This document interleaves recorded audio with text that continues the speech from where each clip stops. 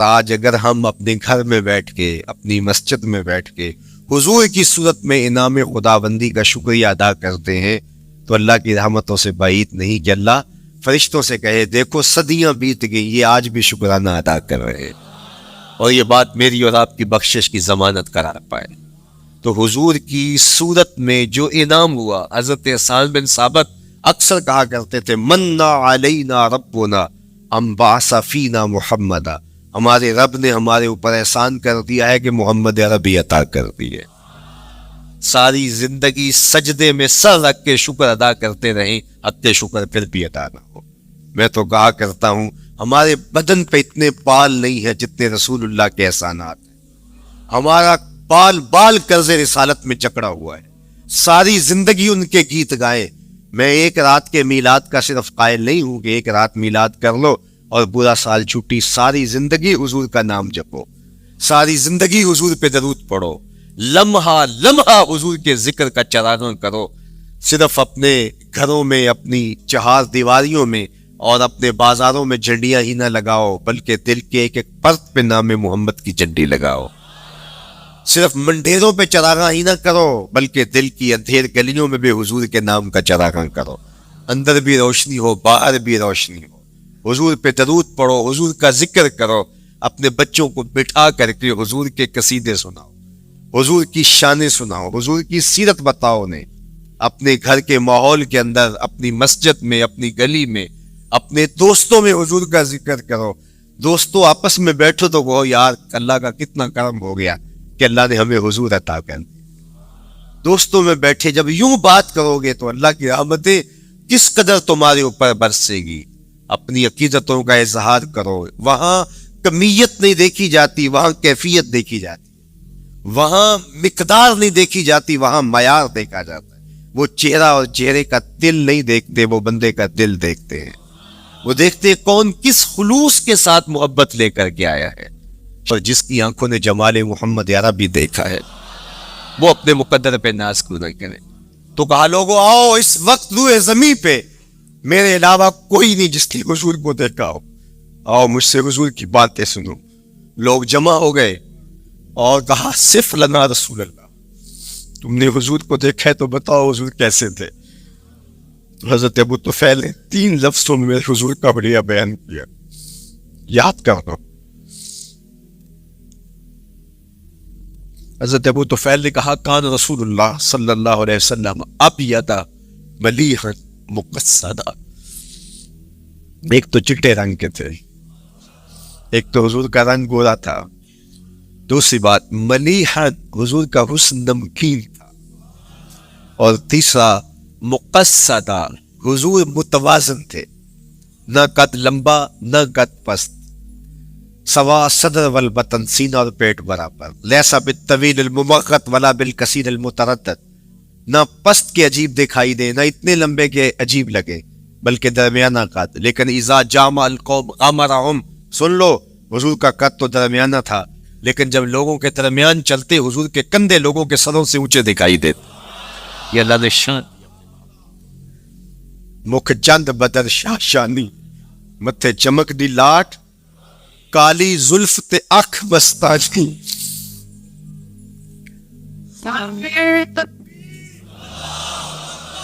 کالی زلف تے اکھ مستانی ہے، مخمور رکھی ہمت بھری ہے۔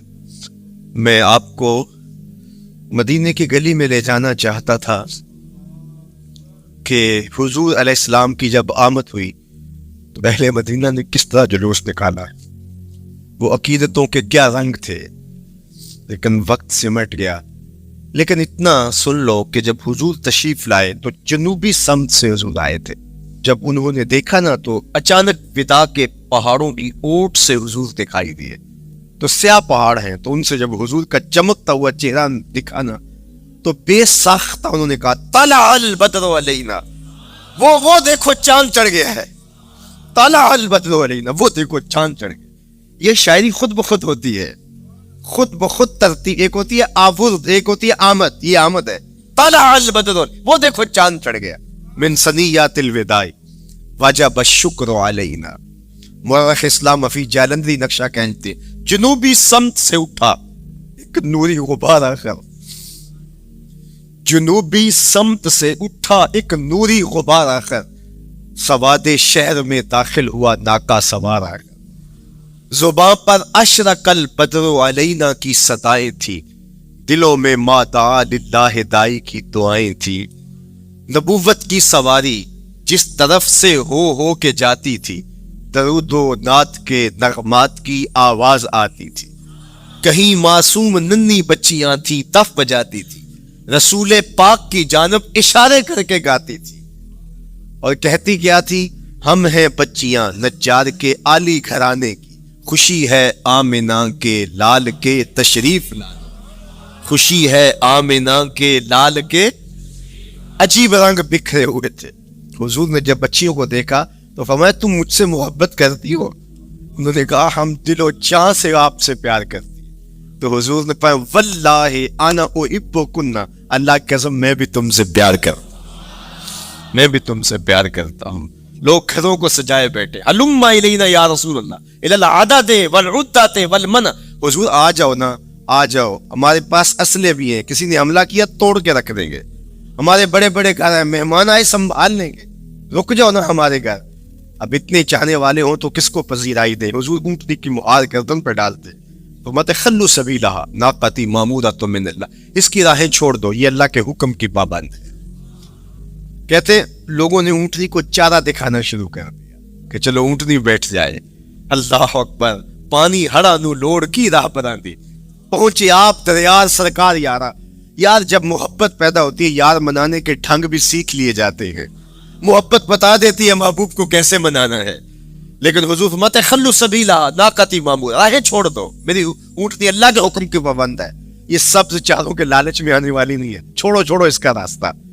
اللہ اکبر، جب بنو نجار کے محلے سے حضور گزرے، یہی بچیوں نے تالا البدر علینا پڑھا تھا، اور یہی محلہ حضور کے ننیال کا محلہ تھا۔ انہوں نے جو لفظ کہے، امام صالحی نے، اللہ ان کی قبر پہ کروڑوں رحمتیں نازل کر، سبل الہدی والارشاد میں نے کئی مرتبہ یہ مقام پڑھا ہے، باب الہجرہ مسلم شریف باقی کتب حدیث میں بھی ہے، لیکن امام صالحی نے بہت ساری حدیث جمع کی ہیں، اور انہوں نے یہاں جو منظر بیان کیا ہے، انہوں نے جو لفظ کہے نا، جب حضور آئے بنو نجار کے محلے سے گزرنے لگے تو ذرا لفظوں کی چاشنی دیکھیے، ان لفظوں سے ٹپکتے شہد کو دیکھیے، تو انہوں نے آگے بڑھ کے حضور کو دعوت دی، اور لفظ کیا کہے، حلم الی اخوالک یا رسول اللہ الی العدد والعدۃ والمن، حضور ادھر تو رک جاؤ، یہ تو آپ کے ماموں کے گھر ہے، یہ تو آپ کے ننیال کا محلہ ہے، لیکن حضور نے فرمایا کہ بس میری راہیں چھوڑ دو۔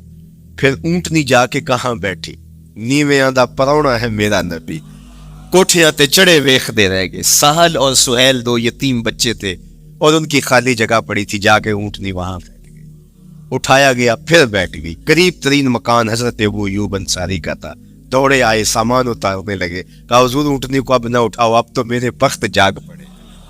پھر ان کی کیفیت کیا تھی، امروز شاہ شاہ مہمان شو دستوں مارا، روز شاہ شاہ مہمان شو دستوں مارا، جبریل با ملائک دربار شو دستوں مارا۔ وہ کہتے ہیں آج شاہوں کا شاہ میرے گھر کا پرونا بن گیا ہے، یہ ابو ایوب انصاری کے جذبات، آج شاہوں کا شاہ، آج خسرو حسینہ ماہ نازنینہ، آج امام الانبیاء میرے گھر کا پرونا بنا ہے، کہاں میں کہاں نہیں کہتے گل، باد صبا تیری مہربانی، کبھی اونٹنی کے پاؤں چوم رہے، تیرے بخت کہ تو میرے گھر تک لے آئی۔ تو کہا امروز شاہ شاہ مہمان شو دستوں مارا، آج شاہوں کا شاہ میرے گھر کا مہمان ہے۔ پھر آگے کیا کہتے ہیں، جبریل با ملائک درباں شو دستوں مارا، لوگوں جبریل کو دیکھو، آج میرے گھر کا پہرا دے رہا ہے، آج میرے گھر کا چوکی دار بنا ہوا ہے، کیونکہ میرے گھر میں حضور ٹھہرے ہوئے۔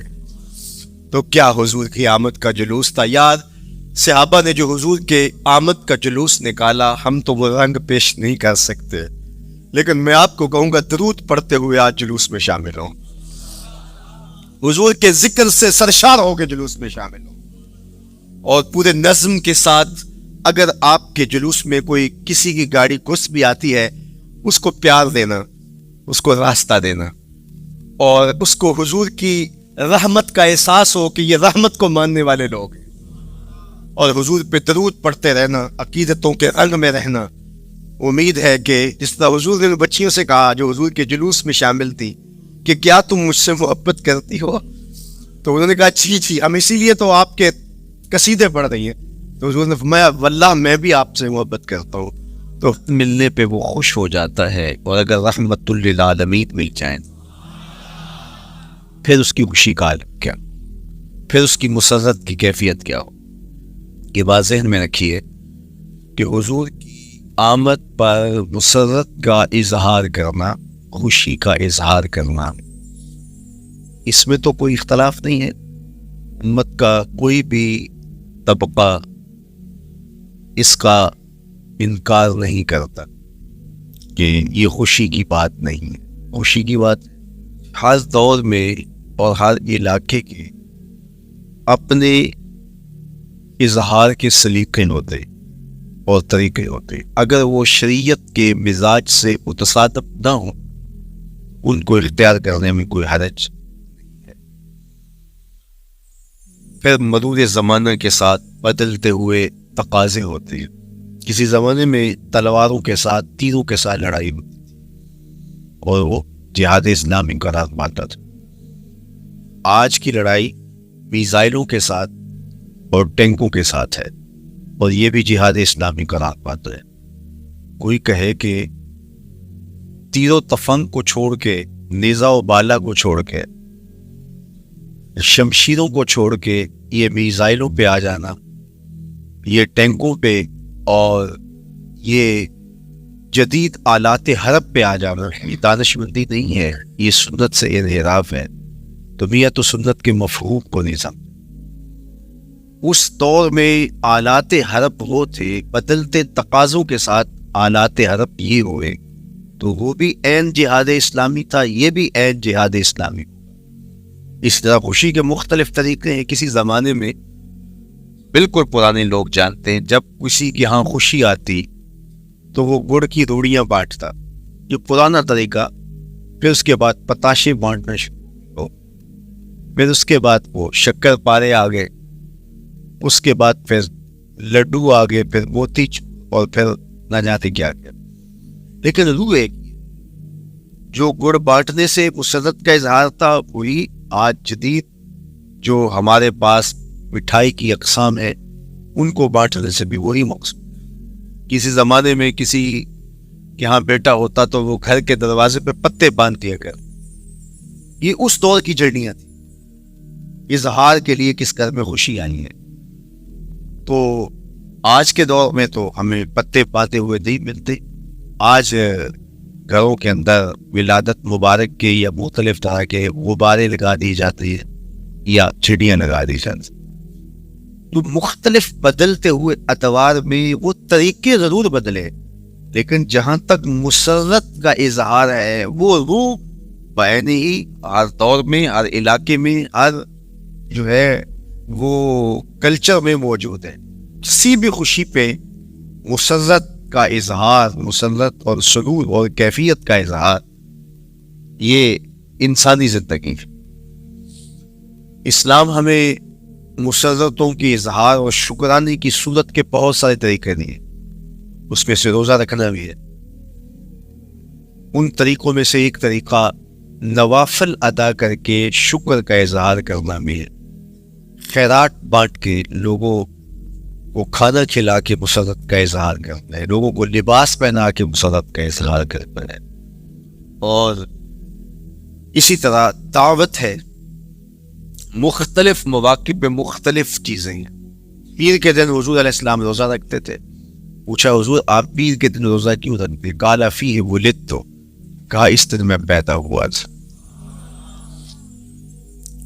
تو اپنی ولادت کا حضور دن پیر روزہ رکھ کے اللہ کے شکرانے میں دن گزارتے تھے۔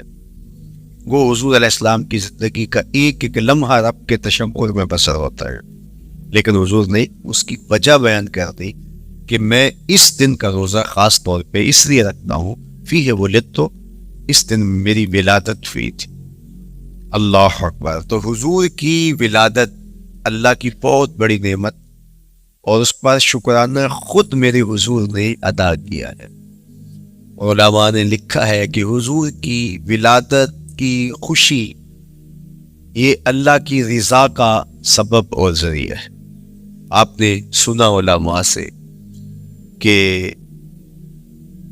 دین کا سب سے بڑا دشمن جس کا نام لے کے مذمت کی گئی وہ ابو لہب ہے۔ پورے قرآن میں کسی اور کافر کا ابو جہل کا نام بھی نہیں، عتبہ عتیبہ اور امیہ کا نام بھی نہیں ہے، لیکن نام لے کر کے مذمت اگر کسی شخص کی گئی وہ تو ابو لہب۔ حضور علیہ الصلوۃ والسلام جب کوہ صفا پہ جلوہ فراش ہوئے، وَأَنذِرْ عَشِيرَتَكَ الْأَقْرَبِينَ، حکم ہوا پہلے قریبی لوگوں کو آپ اللہ کا ڈر سنائیں۔ تو حضور علیہ السلام نے قریبی لوگوں میں محنت کی، قریش کو، صنادید قریش کو، بنو ہاشم کو بلایا اور بولا کہ حضور نے ایک بات کوہ صفا کہ اگر میں تمہیں کہوں اس پہاڑ کی دوسری جانب سے ایک لشکر آ رہا ہے جو تمہیں کچل دے گا تو کیا میری بات مان لو گے؟ تو انہوں نے کہا اگر نظر نہ بھی آیا تو ہم کہیں گے ہم انتے ہیں، آپ سچے ہو، ہماری نظروں کو پھیر لگ رہا ہے، آپ جھوٹ نہیں بول سکتے، ہم نے 40 سال آپ کے شب و روز دیکھے ہیں، تو کیسے ہم یہ گمان کر؟ تو حضور نے فرمایا اگر میری ذات پہ اتنا یقین ہے تو مان لو اللہ ہے کہ ابو لہب سب سے پہلے بولا تبا لک ھنالک سائر الیوم الہذا جمعتنا معاذ اللہ، کہ آپ کا معاذ اللہ ہاتھ ٹوٹ جائے، آپ نے اس لیے ہمیں جمع کیا تھا۔ تو اللہ تعالیٰ جل شانہ نے اس کا جواب دیتے ہوئے ارشاد فرمایا تبت یدا ابی لہب وتب، ظالم تیرے دونوں ٹوٹ جائیں، ظالم تیرے دونوں ٹوٹ جائیں۔ تو ابو لہب کا نام لے کے مذمت کی گئی، لیکن یہ بدترین کافر جب حضور کی ولادت ہوتی ہے تو اس کی لوڈی سویبہ اس کو جا کے خبر دیتی ہے کہ تیرے مرحوم بھائی کے گھر بیٹا پیدا ہوا ہے، تو یہ بہت خوش ہو گیا، اس لیے نہیں کہ نبی تشریف لائیں، اس لیے کہ میرے مرحوم بھائی کے گھر میں چراغ ہوا، تو بھتیجا ہونے کے ناطے اس کو ایک سرشاری اور خوشی ہوئی، اور لونڈی کے خبر دینے پر اس نے اشارے سے اس کو کہا جا تو آزاد ہے۔ اللہ اکبر۔ یہاں سے یہ بھی سمجھے کہ حضور نے صحن کائنات میں قدم رکھا، غلاموں کو آزادی ملنے لگی، غلامی کی زنجیریں ٹوٹنے لگی، تو صحابہ کو کہا جا تو آزاد ہے۔ خیر ابو لہب کی ساری زندگی آپ کو پتہ ہے، لیکن جب مر گیا تو حضرت عباس رضی اللہ تعالیٰ عنہ کو خواب میں ملا، انہوں نے کہا سنا کیسی بیت رہی ہے؟ اس نے کہا سخت مشکل میں، ڈاڈی تکلیف ہے، حضور کی مخالفت بڑی مہنگی پڑی، لیکن اتنا ہے کہ جب پیر کا دن آتا ہے جس انگلی سے اشارہ کر کے لوڈی کو آزاد کیا تھا اس سے ٹھنڈا اور میٹھا مشروب بھی ملتا ہے اور عذاب میں بھی کچھ کمی ہو۔ شارع مسلم امام نووی کے استاد امام ابو شامہ جو بہت بڑا نام ہے حدیث میں، وہ فرماتے ہیں جب ایک کافر کو حضور کو نبی سمجھ کے نہیں بھتیجا سمجھ کے خوشی کرنے کا بھی صلہ ملتا ہے، تو ایک مومن جو حضور کا غلام ہے اور حضور کو امام اور مقتدا اور نبی رسول اور محبوب سمجھ کے خوشیاں کرتا ہے، اس کو اللہ کتنا کچھ عطا کرے۔ دوستارا کجا کنی محروم تو کے بعد دشمنا نظر داری، جب تو دشمنوں کو اتنا دیتا ہے تو دوستوں کو کتنا عطا کرے۔ تو حضور کی آمد پر مسرت کا اظہار، بشاشت کا اظہار یہ اہل ایمان کا طریقہ رہا ہے۔ ہاں جو اس کا اندازہ، کسی کو نوافل میں زیادہ سرور ملتا ہے وہ نوافل کثرت سے پڑھ لے، کسی کو زیادہ سرور روزے میں آتا ہے تو وہ روزے رکھ کر کے اس شکرانے کو ادا کرے، کوئی ذکر کی مجلس سجا لے، مختلف طریقے موجود ہیں۔ حضور علیہ السلام تشریف لائے، صحابہ بیٹھے ہوئے تھے، صحیح مسلم میں روایت ہے، سنن نسائی میں ہے، اور بھی کتب حدیث میں، محفل بپا تھی، تو حضور نے کہا ما اجلسکم، کیوں بیٹھے ہوئے ہو؟ تو جو انہوں نے جواب دیا وہ سنیے، جلسنا نذکر اللہ ونحمدہ علی ما ہدانا لدینہ ومن علینا بک، حضور ہمارے بیٹھنے کا مقصود یہ ہے کہ ہم اللہ کا شکر ادا کر رہے ہیں اس بات پر کہ اس نے ہمیں ہدایت دین عطا کی، وَمَنَّ عَلَيْنَا بِكَ، اور آپ کی صورت میں ہمارے اوپر احسان کیا، ہمیں آپ عطا ہوئے، اس پر اللہ کا شکر ادا کرنے کی مجلس سجائے بیٹھے۔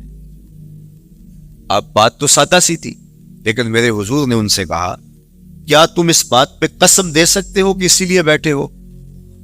تو انہوں نے کہا جی ہم قسم دیتے ہیں، ہم اسی لیے بیٹھے ہو۔ میں اٹھاؤ قسم۔ تو صحابہ نے باقاعدہ قسم دی، ہم قسم اٹھاتے ہیں، ہمارے بیٹھنے کا مقصد یہ ہے کہ اللہ کا شکر ادا کر رہے ہیں اور آپ کی صورت میں جو انعام خداوندی ملا ہے اس پر اللہ تعالیٰ کا شکریہ ادا کر رہے ہیں۔ حضور نے باقاعدہ ان سے قسم لی اور انہوں نے باقاعدہ قسم دی۔ اب صحابہ کو حیرت تو تھی کہ یہ موقع قسم کا تو نہیں تھا، لیکن حضور نے قسم لی ہے، کیوں؟ حیرت تو استجاب کی کیفیت تھی۔ حضور علیہ السلام نے فرمایا صحابہ میں تم سے جو ابھی قسم لی ہے یہ کسی تہمت کی بنیاد پر نہیں لی، یعنی تمہارے قول کی صداقت میں مجھے کوئی شک نہیں تھا کہ میں نے قسم سے تصدیق کی، بلکہ اس کا سبب اور تھا۔ بعض اوقات قسم اس لیے کی جاتی ہے کہ کسی متردد ذہن کو مطمئن کرنا ہوتا ہے، اور بعض اوقات قسم واقعہ کی اہمیت کو بڑھانے کے لیے کی جاتی ہے۔ کوئی بندہ کہہ رہا ہے کہ جناب فلاں صاحب آ رہے ہیں ہمارے گھر میں، مہمان آ رہے ہیں، تو گھر کے اچھا کہتا ہاں قسم اللہ کی، تو اس کا یہ مطلب نہیں کہ اس کے شک ہوتا ہے، اس کی خوشی اور اس کی مسرت کے اظہار کو بڑھانے کے لیے وہ کہتا ہے کہ ہمارے گھر کے اندر آج فلاں آ رہا ہے، وہ کہتا اچھا کہتا ہاں ہاں قسم اللہ کی وہ آ رہا ہے۔ تو یہ متردد کا شک دور کرنے کے لیے قسم نہیں ہے، یہ بلکہ اس کی خوشی اور سرشاری کو پختہ کرنے کے لیے ہے۔ تو عربوں میں قسم مختلف وجہ سے کی جاتی تھی، تو حضور نے فرمایا یہ جو میں نے تم سے قسم لی ہے یہ کسی تہمت کی بنیاد پہ نہیں لی، بلکہ اس قسم کا سبب کیا ہے سنو۔ پھر حضور نے خود بتایا، فرمایا تم یہاں بیٹھے تھے، میں حجرے میں بیٹھا تھا، اتانی جبریل علیہ السلام، میرے پاس جبریل امین حاضر خدمت ہوئے، فاخبرنی ان اللہ یباہی بکم الملائکہ، تو مجھے انہوں نے خبر دی ہے محبوب ذرا باہر تو نکل کے دیکھو، صحابہ تمہارے اس عمل پر اللہ فرشتوں میں ناز کر رہا ہے، اللہ فرشتوں میں فخر کر رہا ہے کہ دیکھو میں نے ان کو نعمت دی، کتنے قدردان نکلے، اس نعمت کا شکرانہ ادا کر رہے ہیں۔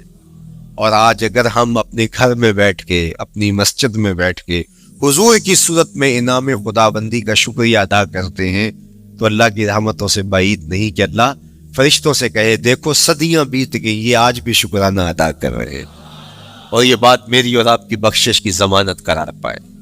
تو حضور کی صورت میں جو انعام ہوا، حضرت حسان بن ثابت اکثر کہا کرتے تھے منا علینا ربنا ام بعث فینا محمدا، ہمارے رب نے ہمارے اوپر احسان کر دیا ہے کہ محمد عربی عطا کر دیے۔ ساری زندگی سجدے میں سر رکھ کے شکر ادا کرتے رہیں، حق شکر پھر بھی ادا نہ ہو۔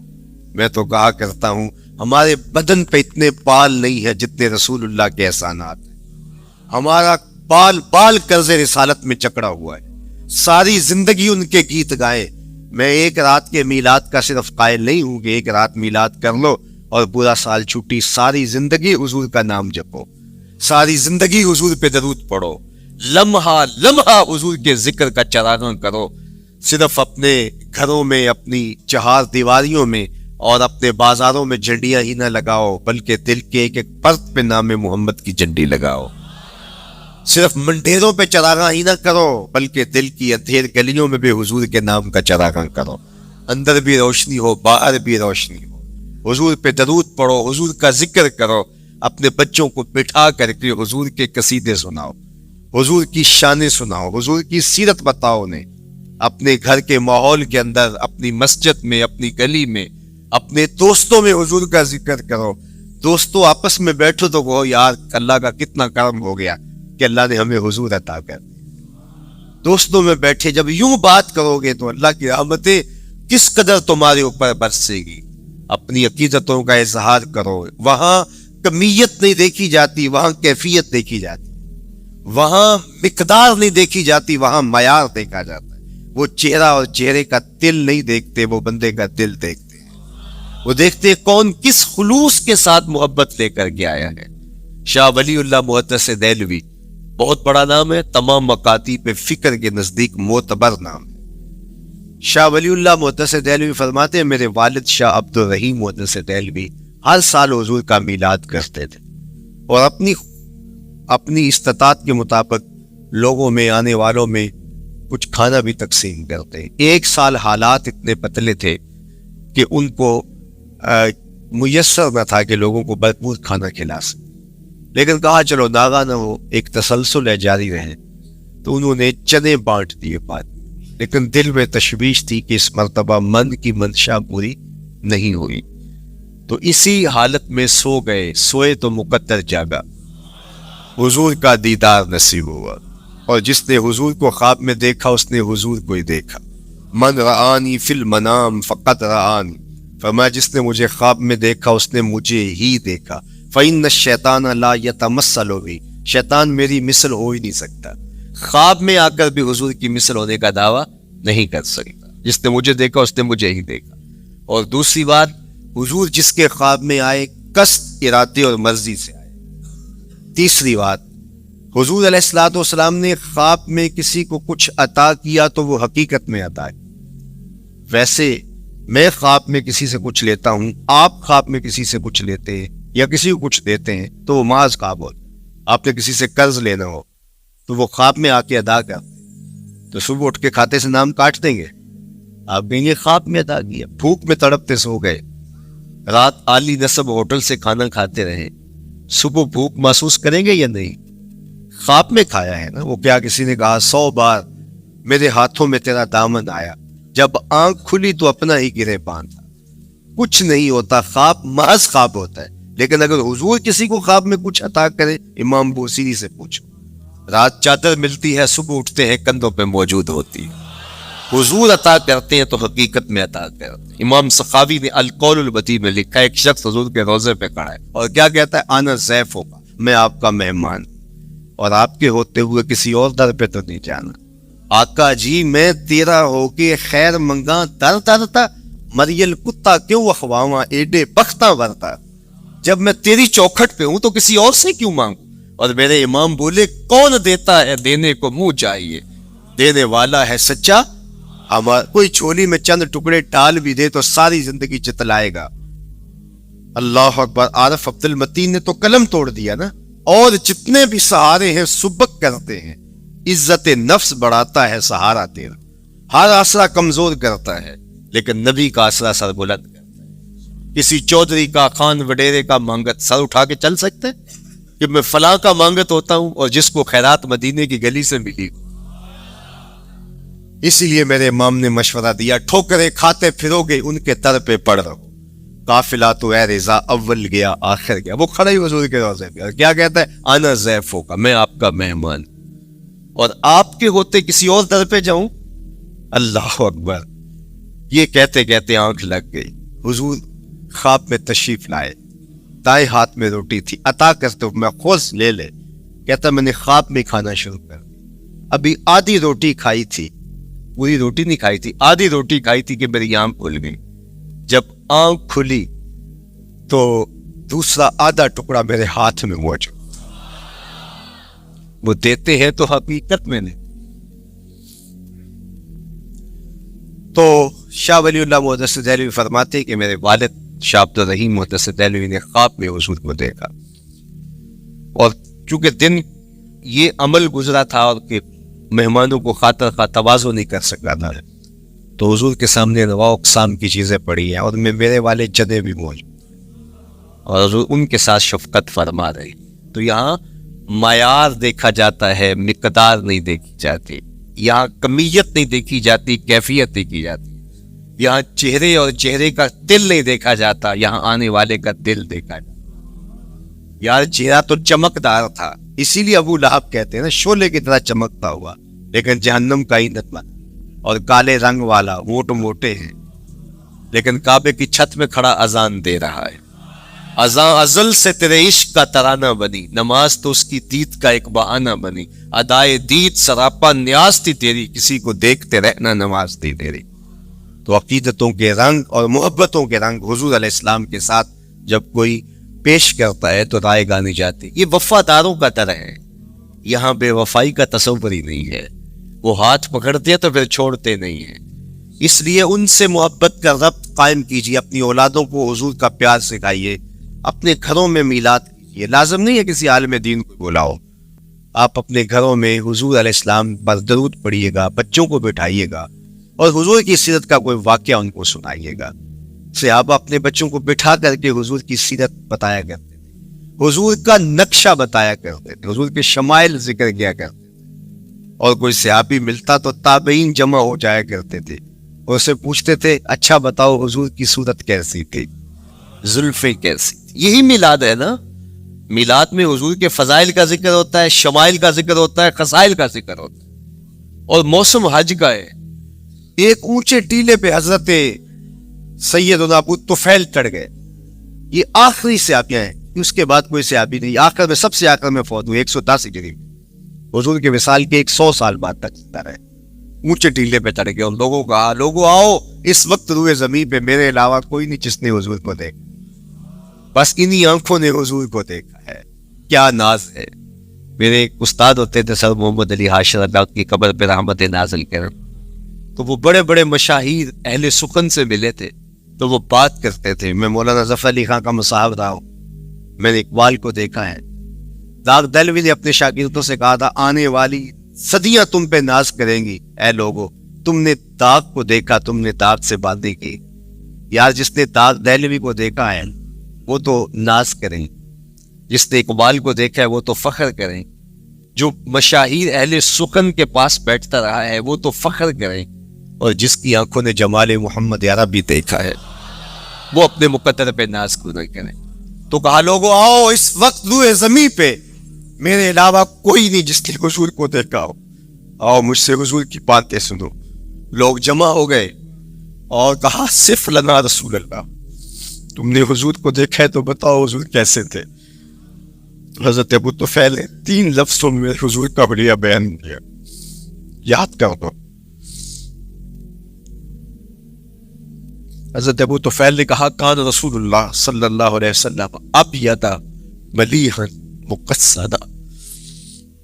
ایک تو چٹے رنگ کے تھے, ایک تو حضور کا رنگ گورا تھا, دوسری بات ملیحا حضور کا حسن نمکین تھا, اور تیسرا مقصدا حضور متوازن تھے, نہ قد لمبا نہ قد پست, سوا صدر والبطن سینہ اور پیٹ برابر, لیسا بالطویل الممغط ولا بالکثیر المتردد, نہ پست کے عجیب دکھائی دے نہ اتنے لمبے کے عجیب لگے بلکہ درمیانہ قد. لیکن اذا جامع القوم غمرهم, سن لو حضور کا قد تو درمیانہ تھا, لیکن جب لوگوں کے درمیان چلتے حضور کے کندھے لوگوں کے سروں سے اونچے دکھائی دیتے. یہ اللہ نے شان مکھ چند بدر شانی, متھے چمک دی لاٹ, کالی زلف تے اکھ بستانی.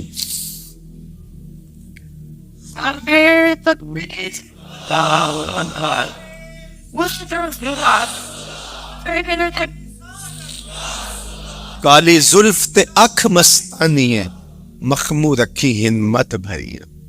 لیکن میں آپ کو کہوں گا درود پڑھتے ہوئے آج جلوس میں شامل ہو, حضور کے ذکر سے سرشار ہو کے جلوس میں شامل ہو, اور پورے نظم کے ساتھ اگر آپ کے جلوس میں کوئی کسی کی گاڑی گھس بھی آتی ہے اس کو پیار دینا, اس کو راستہ دینا, اور اس کو حضور کی رحمت کا احساس ہو کہ یہ رحمت کو ماننے والے لوگ ہیں, اور حضور پہ درود پڑھتے رہنا, عقیدتوں کے رنگ میں رہنا.